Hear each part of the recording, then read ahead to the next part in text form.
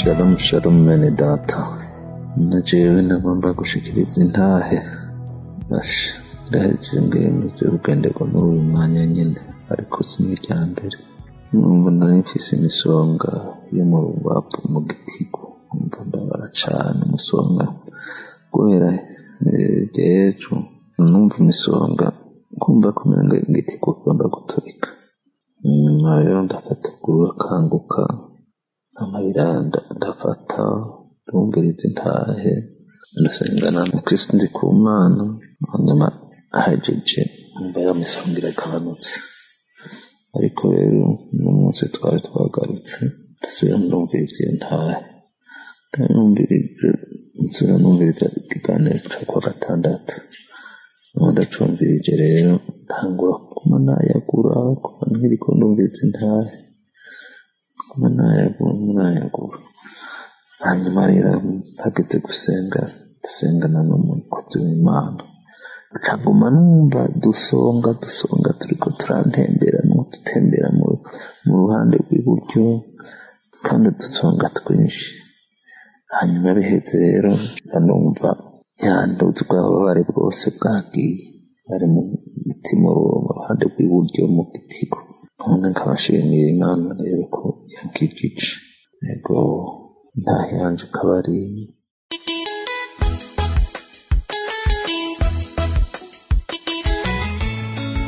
Shalom shalom abakunzi bakanguka, nanje nje gushinga intahe ku vy'isi Imana yangiriye.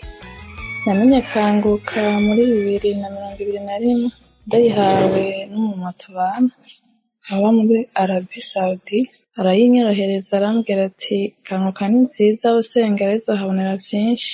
Nanje ndavyakira turayindungikira, hama ndamusaba yuko yoyindungikira nanje akanshiramwo nkaza ndayironka buri munsi na samedi nyene nkaza ndaronka nyene ry'amasengesho.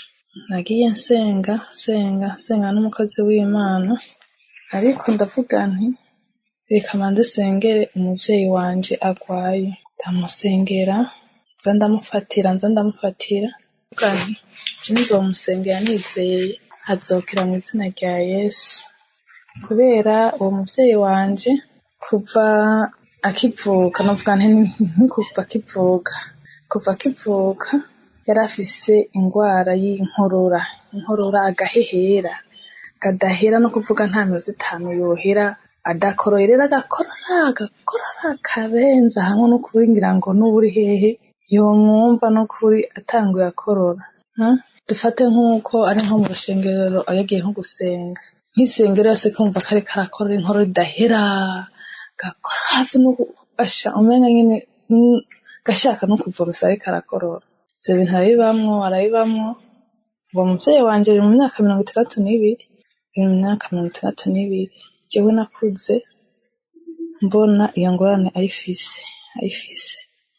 Hama nanje ndavuga nti rero ko bimeze uko, ko menye kanguka reka ndamufatire ndabe kajya gahera ko kuhira.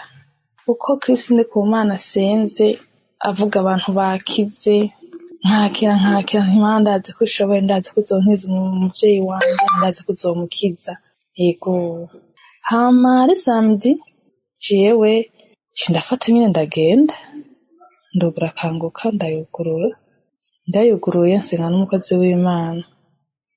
Hama ndatelefona ndabaza ati mama ameze gute, ntarakira toya nta kintu mva gihinduka mu mubiri, ati oya sawa. Nje ndavyihoza. Ari dimanche bukeye umuvyeyi wanje aca arafatirwa mu rushengero, aca aragwara ngo yitura hasi mu rushengero. Yita hasi mu rushengero cinumva ndababaye, nti umuvyeyi wanje kwire ntaragwaye araremvye. Nyene nje ndasubizamwo kanguka ya samedi yahera mu gasinibuka itariki zarizo, hari mu kwezi k'umunani muri 2021. Ndamufatira ndasenga. Rero hadi bakiriko baratangura bakivuga intahe nkaguma nayo amwingira ngo nakamera mpeke ukabona abasha ndene umuhogo wose ugahabona ndiko ndayura nkayo n'amaso zaraza ndayura ngo masenga n'umukozi w'Imana, ngo masenga n'umukozi w'Imana.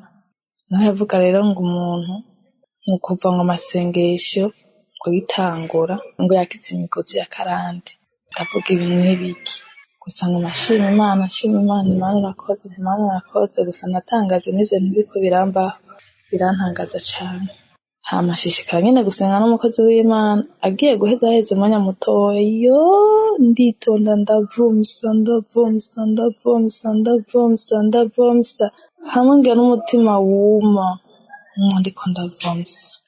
Hama bavyo nyene batinda biheza, ndasubizamwo iyo kanguka nyene, ndasubira ndasenga, bigenda kwakunye, ndavomsa ndaruha n'umutima wose, hamwe numva n'umutima wose urushe, ndumva ndushe kweri, ndaruha cane gose n'ukuri, ndiko ndamusengera hama ndiruhutse birahera. Ubwo nyene sinashoboye kuvyihanganira, naciye nterefona nti mama ameze gute? Mama ngo nibitende ngo bukebuke nyene, ngo nibitende ngo bukebuke. Hashize nk'indwi zibiri ndaterefona tuvuga mama ati ubwo ntiyakize yankorora, ati umwana ukoti ubu nta nkorora jenshi sinkicumva korora. Imana ishimwe, Imana ishigwe hejuru, Imana yabikoze, namusengeye muri kanguka, Imana ishigwe hejuru, Imana ibereye amashimwe, ntuwo gushimwa Mana, ntuhabwe icubahiro. Ni kuvuga mama yarakorora, hamwe mvuga nti ego nukuri Imana yomutabara, nukuri yobikoze. Nimubaze namwe imyaka 62 ayimaze yose akorora, nukuri inkorora idahera, nukuri byari ibintu nyene bitangaje cane. Apana kuvuga inkorora isanzwe, oya si inkorora isanzwe, oya. Twaragiye no kumupimisha n'igituntu, turabura ingwara n'imwe yoba agwaye, nukuri byari ibintu biteye ubwoba,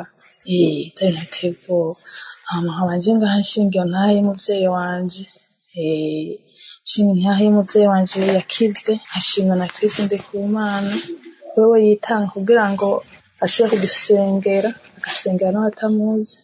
Ndashimiye n'abapartenere bakanguka bose, Imana ibahezagire. Shalom.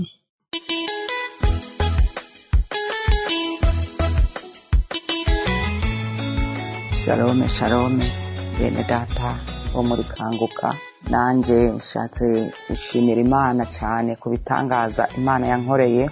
Imana yarankoreye ibitangaza bikomeye cyane muri kanguka. Narahabonye ubwiza bw'Imana, narahabonye ubukiza kw'Imana, narabonye Imana intabara muri kanguka. Je nafashwe itarike 17 mu kwezi kwa kane, fatwa n'ibintu biteye ubwoba cyane. Ndo mu mama nkuze mfise imyaka 53, ndafatwa n'ibintu bikomeye, ibintu biteye ubwoba. Mugabo imbere y'Imana bene data nta giteye ubwoba na kimwe kihari. Imbere y'Imana nta kinanira Imana, byose birashoboka. Mfashwe ariho umudamu aba muri Saudiya, niwe nabariye ati amara ndagwaye, ndarembye, merewe uku. Ndamubwira ko ngwaye, ndikomva amaraso, narava amaraso cyane, amaraso ateye ubwoba. Uwo mama ndabimubwiye acambwira ati yo muvyeyi, ati rondera, ati mbega urafise kanguka? Ati kanguka ntayo mfise. Ati reka ndakurungikire kanguka, kuko muri kanguka hari Imana, muri kanguka hari ugutabagwa. Arandungikira kanguka. Kuva izo tarike 17, itarike 18 nguma mfashe kanguka, nguma nsenga na kanguka. Umukozi w'Imana senze nkasengana nawe, narabonye ugutabagwa kw'Imana. Je natabawe itarike 5 muri kanguka, muri kanguka niho nasengana n'umukozi w'Imana. Hari ku munsi wa gatandatu ndira cyane, mvuga ati Imana niwagendera abandi nanje ntusige. Maze kumva intahe za benshi ngene bakira, ndavuga ati Imana nanje nkeneye gutabarirwa hanyene, atahanyene muri kanguka, nkeneye kubona ikiganza cawe, nkeneye ungendere mu buryo budasanzwe. Nukuri bene data Imana yarangendeye. Izo tarike umukozi w'Imana ariko arasenga, niho yavuga ati hariho umuntu ariko ava amaraso menshi. Imana iramukijije asubire mu mihango isanzwe nk'uko yahora yigwara. Navuye hasi ndatamba, ndashima Imana cyane. Ndavuga uwo ni jewe, Imana itabaye, uwo ni jewe. Ndahimbaza Imana cyane, ndashima Imana cyane, ndaduza amashimwe kuva muri ako kanya izo tariki ndwi amaraso yaciye atangura kugabanuka. Mbere yaho naragiye ku baganga batandukanye, abajenekologe, nagiye ahantu habiri bambwira ko ntegerezwa kuja kuri cesarienne bakambaga kugira ngo bakureyo igitereko, bambwira ko igitereko canje cononekaye. Nagiye ahantu habiri nja mu maokografi bambwira ko igitereko cononekaye bategerezwa kugikura.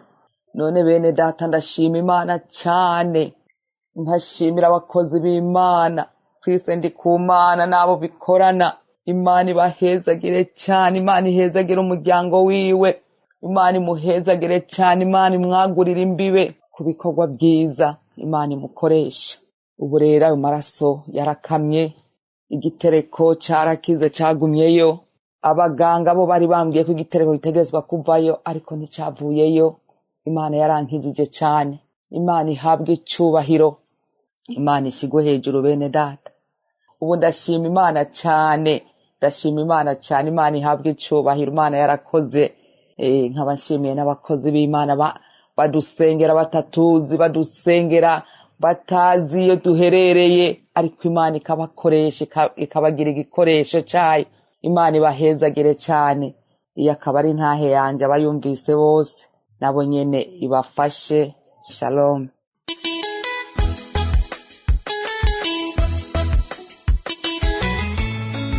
Shalom shalom ubwoko bw'Imana aho muherereye mwese, nuko mwumvise ikiganiro Kanguka. Ndabaramukije mu izina ry'umucunguzi wacu Yesu Kristo. Nagomba gushima Imana ibyiza yankoreye, ariko imbere yo gushima Imana manje gusaba imbabazi kuko naratevye gushima. Manje gushimira abantu bose baduha intahe kuri Kanguka. Nukuri buri muntu wese ahora atanga intahe, Imana hari muhezagira ibihe tangabo kenshi kuko biradukomeza bikatwongera izindi mbaraga. Nukuri hari igihe tuba twaracitse intege, ariko twumvise abandi bashinze intahe tukumva turaremye, tukumva tugize ivyizigiro, tukavuga ati Imana warinze utabara abavyeyi uko watabaye abapapa, watabaye buri muntu wese. Amashimwe duhora twumva ku byo wabakoreye bidutera kwizera ko natwe uzodutabara ku byo tuba dufise, tubona ko ari imitwaro ikomeye. Ndashimye Imana cyane bivuye mu mutima kuko Imana ni ndiho kandi izokwamaho iteka ryose. Nukuri ndashimye Imana. Imana ivyumvira mu ijuru ko ndayihaye icubahiro ku byo yakoze. Ntibyari byoroshe, nari mfise umwana wanje, nukuri koko umwana wanje nta bwenge yaragira, naramwigishije nk'imyaka 5. Ngira umuvyeyi wese ari hano hantu ariko aranyumviriza afise umwana, umuvyeyi umupapa wese cyangwa umama cyangwa umunyeshuri ariko aranyumviriza, nukuri ntibyari byoroshe kwigisha umwana imyaka 5 mu maprive ukamushira no mu mareta bikanka, akiga iyo myaka 5 atava nahari atazi no kwandika naho umubwira kwandikire naho umubwira kimwe guteranya 2 akakubwira ngo bingana 30. Namwe murumva birababaje bavyeyi muravyumva, ariko ndavuga ngo Mana hamwe nari nageze aho niheba nkavuga ngo basi yaba ntakiriho ibintu bikambaka ntakiriho, ariko ndashimye Imana aho ivyagiye ivyumve ko ndayishimiye. Ndashimye Imana.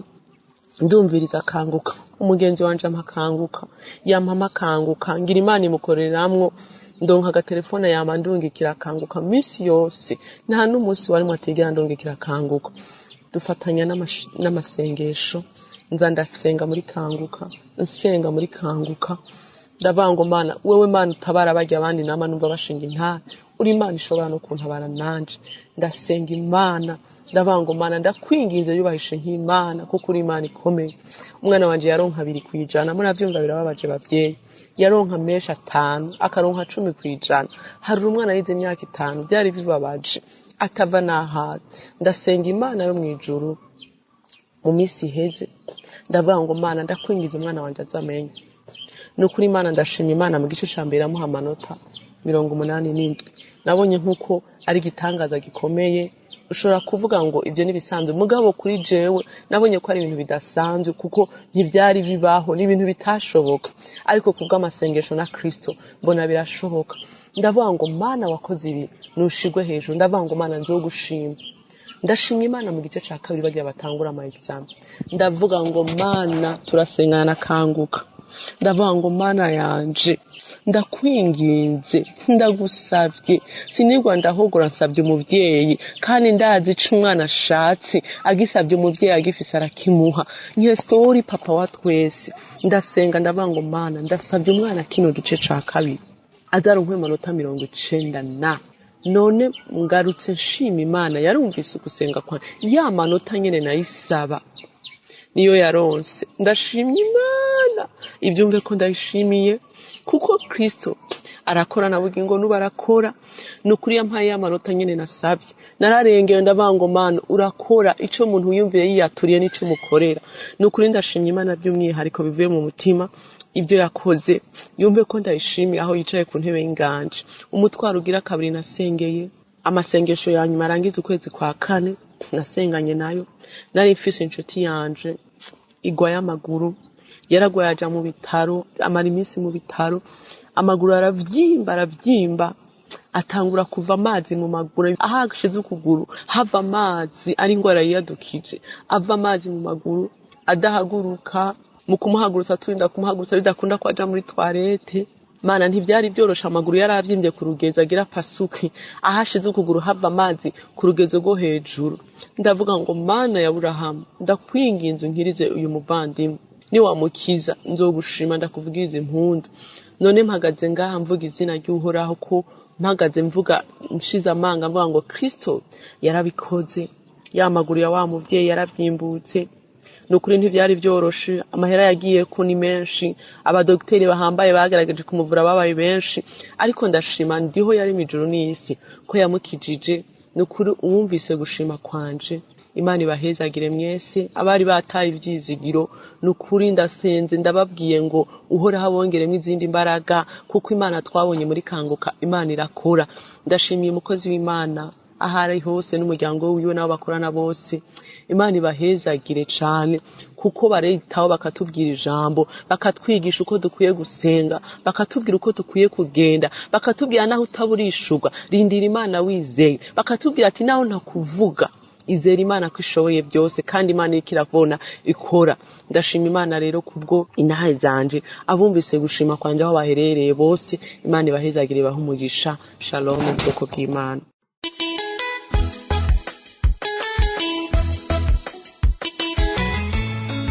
Yesu nashimwe cyane bashaka kanya ngira ngo nze gutanga intahe ku by'Imana yankoreye kubw'uburwayi yankijije nari narabwiye ko bushobora kutazakira ariko nukuri Imana yankoreye ibitangaza kandi nukuri Imana nyihaye icyubahiro ko yangendereye mu kwezi kwa gatandatu k'umwaka ushize natangiye gukorora ntangira kugenda nagenda kanya gato nkabura umwuka nkumva umwuka ugiye guhera njya kwa muganga banjije muri scanner barambwira ngo ndwaye uburwayi bwitwa autoimmune disease bwafashe ibihaha kandi bambwira ko ari uburwayi budakira ko bashaka kumpa imiti yo kunyorohereza ubundi ngategereza iyo miti rero sinayifashe ko bambwiye ko nta kizere gihari ko izankiza kandi bambwira ko ngomba guhagarika konsa umwana nari mfite umwana wanjye afite amezi 6 numva ko ari ibintu guhita ncutsa umwana ako kanya